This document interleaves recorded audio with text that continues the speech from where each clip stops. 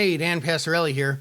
Ever hear somebody say the only way to make money trading options is to sell them? Well, there's something to that, but it's not a universally true statement. That statement comes from the fact that most of the time, options are indeed overpriced, and therefore there's somewhat of an edge to sell them. Now, there's a small edge, but every edge counts. If I could play any game with a 1% advantage and I could play it over and over again, I'm going to take that and I'm going to play that game. But the fact is, options are not always overpriced. And the way we tell is by looking at implied volatility. And if you look at implied volatility right now, implied volatility is actually underpriced, which is kind of surprising, but true. Take a look at spiders just to start out with. So here, the historical volatility is 21.5. Now, historical volatility is simply the closing prices of the last, I use 21 days because that's a month worth of closing prices. And that you find the standard deviation and annualize it.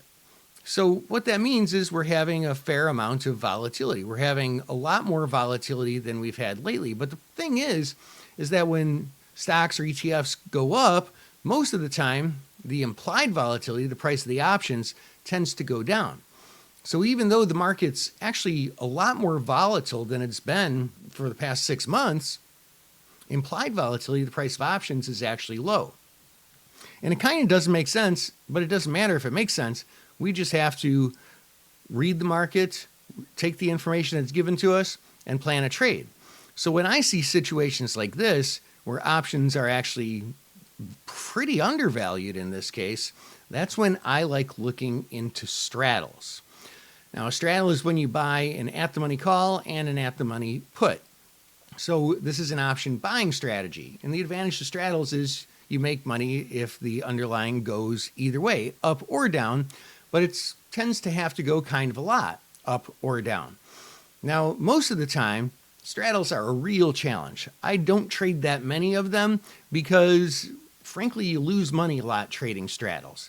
But when options are very, very undervalued like they are now, it starts getting pretty attractive. I personally look at the spiders right here, and that's just screaming to put on a straddle. Now, the implied volatility chart can only take you so far.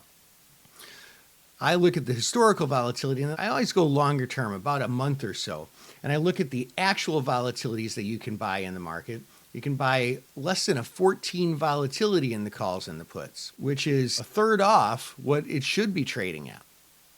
And we also look at just the net prices. You can buy a straddle at $17.75 or so. So all this needs to do is move $17.75 to be a guaranteed break even. I would never hold a straddle till expiration. And if I can make a little bit on a straddle, tomorrow or the next day, I'm going to do that.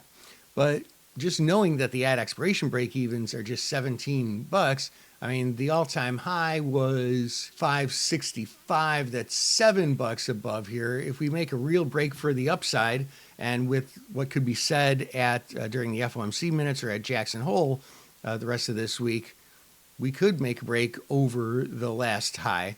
To me, that wouldn't necessarily make sense either, but I don't care what makes sense. I care what the market tells me. Or it would just have to go down 17 points. So that would be about 540, which we were just at literally a week ago. That straddle is pretty darn attractive. Other names like SOXL, which is a 3X semiconductor ETF, has a very, very diversified group of semiconductor stocks in it.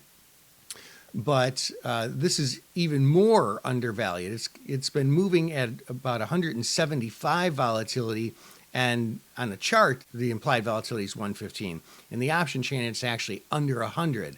So this is a massively underpriced straddle. Now look, do I know for sure that these straddles are going to work out? Of course not.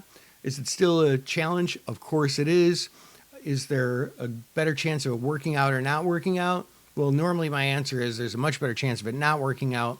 And maybe that's still the case, but it's immensely better than most straddles that I have seen lately. And I wanted to share that with you because I don't talk about straddles all that often. Hope that helps. This is Dan Passarelli, Trade Smart.